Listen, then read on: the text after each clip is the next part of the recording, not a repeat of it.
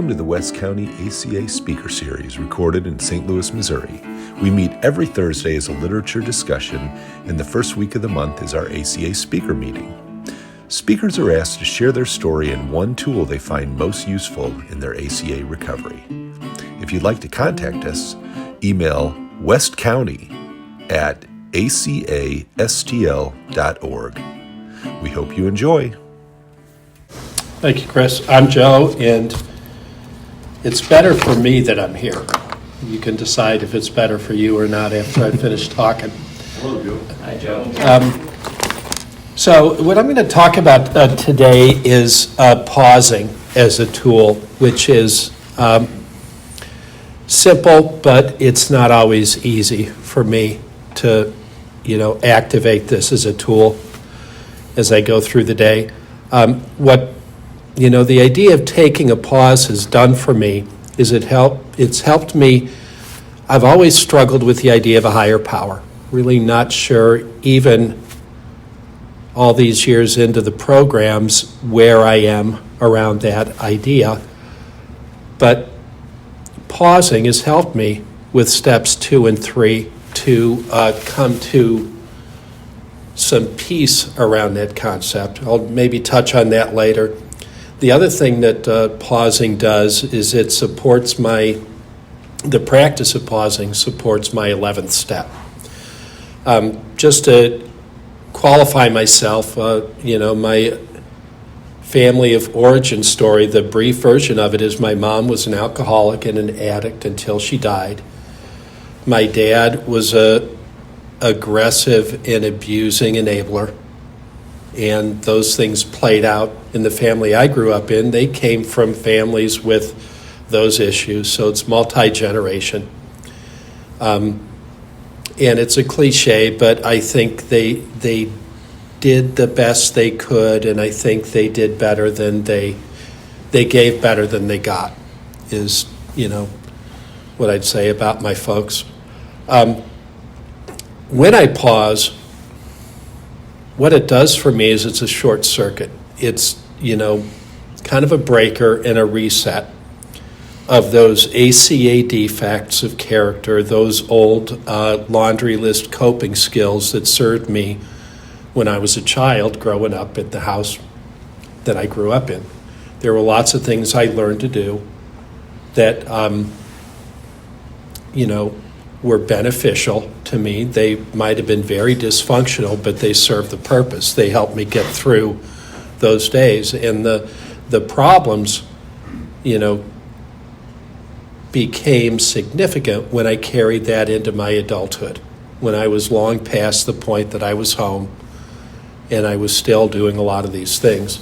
The thing that pausing does for me, I like the ACA rephrasing of the second step about restoring us not to sanity, but restoring us to clarity. I like that language a lot. And when I pause, when I'm in a situation where I'm starting to fall prey to those old behaviors and those old tendencies, if I pause, it's my chance to really see clearly what I'm doing and why I'm doing it, and reach for another option, find another way. So pausing isn't the same as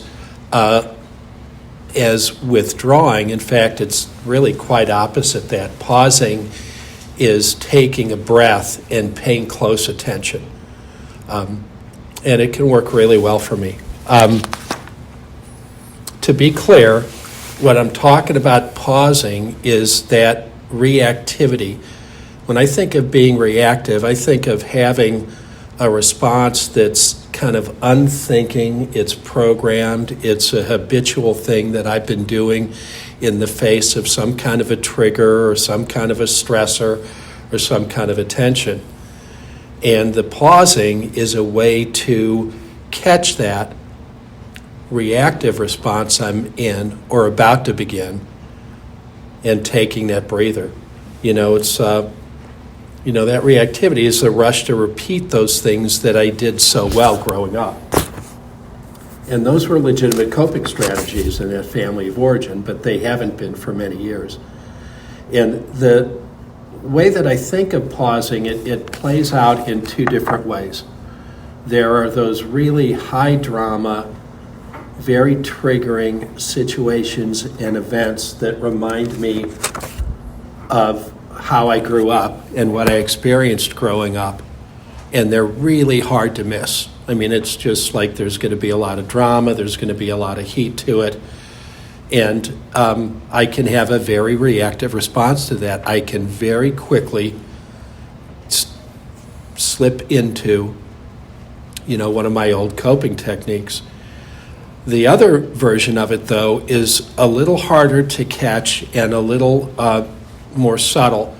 There are a lot of character defect-driven behaviors I have that are very below the surface. And it's not like I'm reacting to an argument with my partner, or I'm reacting to somebody at work who is overbearing and harshly critical, those things that might seem like what I grew up around. These are the kind of things that that are almost simmering below the surface most days in my life, maybe in yours too. And if I'm not mindful and if I'm not careful on autopilot, I could just slip into these old behaviors. Well, let me give you kind of a specific example of the first kind of reactivity and pause. The one that's got all the heat and the drama, the big triggering kind of a moment. When I was a young father, so this was a long while ago, but when I was a young father, my son was dying. My younger son was dying. He had a heart defect, and it wasn't something that the doctors knew what to do with, and it was just heartbreaking, and it was awful. And it, in and of itself, it was a lot to try to, contend with. And it was so reminiscent of when I was 7 years old and my older brother died of leukemia. And I just could not find a way to, in a healthy way, respond to what was happening in my family. What I learned growing up, my dad said very clearly, don't grieve together. You need to be private about this. You need to be quiet about it. We don't talk about this stuff. And he also used anger to control the family around that issue and others. And what I found myself doing without even recognizing it is the sadness, the grief, the fear, the vulnerability of my son dying was something I couldn't handle. So I started getting angry whenever that became too present. And my wife took the brunt of that controlling anger. And the thing about, anger, it doesn't have to be physical to be damaging. And I mean, it's never easy to say this, and, the way I used anger in the family, it wasn't physical, but it was harmful. And I mean, it was really, it made what was an awful situation something that was even worse. So when, I was forced to pause on that one. I didn't get to choose to take a pause on that. I was told, you can either work this out and figure out why you're doing this and how you can stop doing it, or, this marriage isn't going to last, this isn't going to continue. And I was, told to move out of the house. So, I was forced to take a pause. And I got really lucky. I found a group that's still around called Raven, which is a men's group that focuses on that cycle of violence that plays out, that men will use when it serves a purpose. And I had to do some really hard looking at what I did. And one of the things that I learned to recognize is what the symptoms were as I was starting to get angry like that. And I learned that anger is a secondary emotion. It's never the first thing that you feel. It is always the easier second feeling that gives you a sense of power and control. It's never the vulnerability. It's never the sadness. And I learned how to recognize that and short-circuit it. And I was able to repair that relationship. And the thing is, at the same time, I was in program, and it's like I had every opportunity to recognize what I was doing, and I just couldn't. But once I did, this program was a way for me to reinforce and build that, that tool of pausing. And I'm better at that now, and I've been better at that for a long time. And I know how to catch when I'm feeling that discomfort, that vulnerability, that sadness, whatever it might be. I know I can recognize it, I can catch it, and I've learned to just sit with it. So that other one, though, the other version of pausing is, those everyday things. And I don't know what they might be for you. Maybe you have them, maybe you don't. But, my family wasn't always a high-drama, dysfunctional family. There were lots of times where, to all appearances, we were intact and we were functional, but there was always the tension, always, the difficulty at play. And what I learned to do was check out. My coping strategy was to disassociate. It was to let my mind wander. It was to withdraw in one way or another. Eventually, that's what drugs would do for me. They would be a quick and easy way to achieve all of that withdrawal. But that was a much harder one once I was out of my parents' house and on my own, because, that was a very satisfying way for me to get through a difficult day. And it, often didn't leave a lot of wreckage in its path. That pause is a tougher one to activate for me, and it still is. I'm better at it. I'm never going to be free of needing to do it, and I'll give you an example of what that was like and what it is like now. My son didn't die. We got really lucky. He had a lung transplant, and he's 36 years old now. He's wonderful young man, and we're lucky he's still with us. And he's still with us because he's got some different developmental abilities than most people. He's not going to live on his own.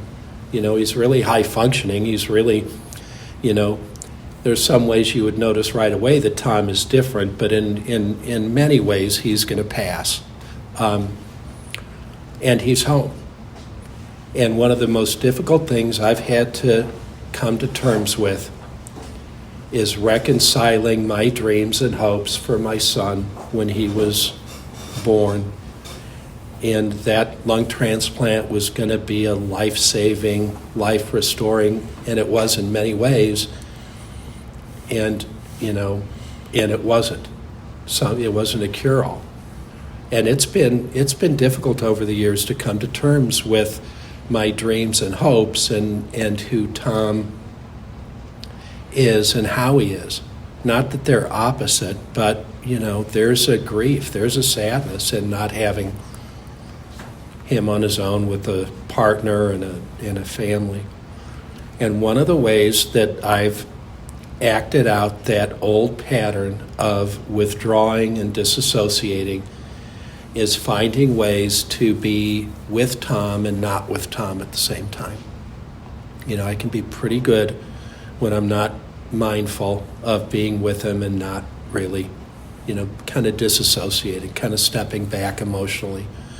What that looked like, a while back, and it was a real eye-opener for me, is Tom goes to a bowling group with people through ARC, which is an area group that supports adults with different abilities. And I went with him to the first bowling, and I walked into that bowling alley with him, and I looked at these people, and it was just like my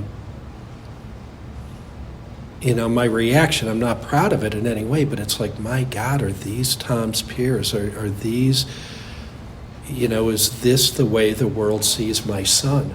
And I mean, and I couldn't handle it. And I resorted to withdrawing. And I told Tom the first few times we did bowling that, well, I've got work I have to do, and I'll be in the car, and I'll be parked here, and and I failed him, and I failed myself in that relationship because I was withdrawing. I was, denying him. And he asked me, like the third time we went, he said, "Dad, can't you come in and watch?" And I looked at him, and I really saw him, and I paused. And I said, "Yeah, I'll come in." And I went in and I sat there. The setup in a lot of those bowling alleys, you've got a raised area for the civilians, and then you've got the lanes down below. And I started watching him.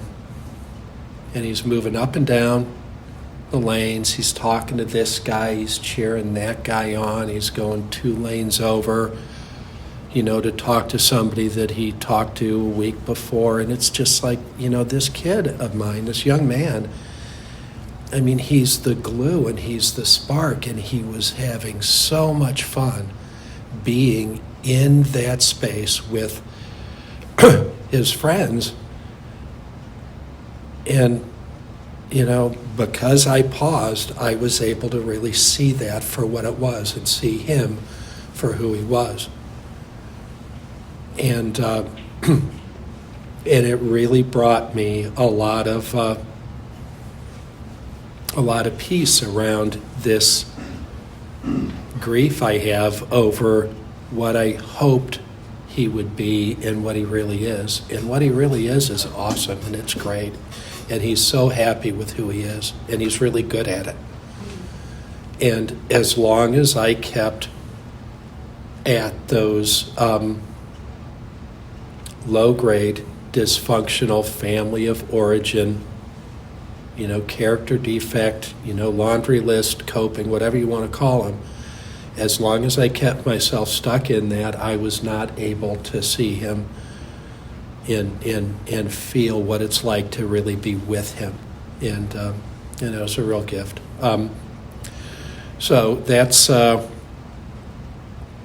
now we go bowling together on Saturdays. So I do want to, before I finish up, and I hope I'm not going too long here, but I did want to talk about step 11, because there's, when I pause, there's something that comes in to play that helps me understand this idea of a higher power, because when I pause, it's not like I pause to take control of what's happening around me. I pause to remove myself from that idea that I can control and manage this stuff. And that's where this, idea that there's a higher power that I can rely on comes into play. And I was looking at the big book today, and there's this section about meditation, which to me is kind of like the pause.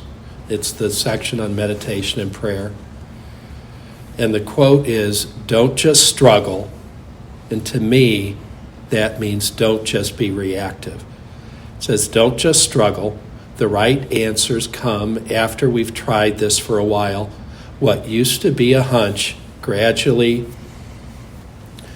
becomes a working part of the mind."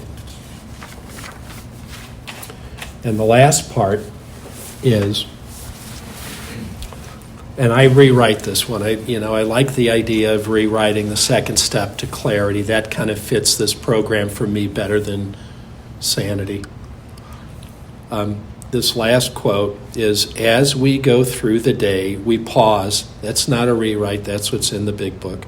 As we go through the day, we pause and ask for the right thought or actions. We remind ourselves that we are, and the big book says, no longer running the show. But my ACA rewrite of this is we remind ourselves we are no longer being run by the show, which is, when I'm not pausing, that show is running me, and it's not worth it. So that is all.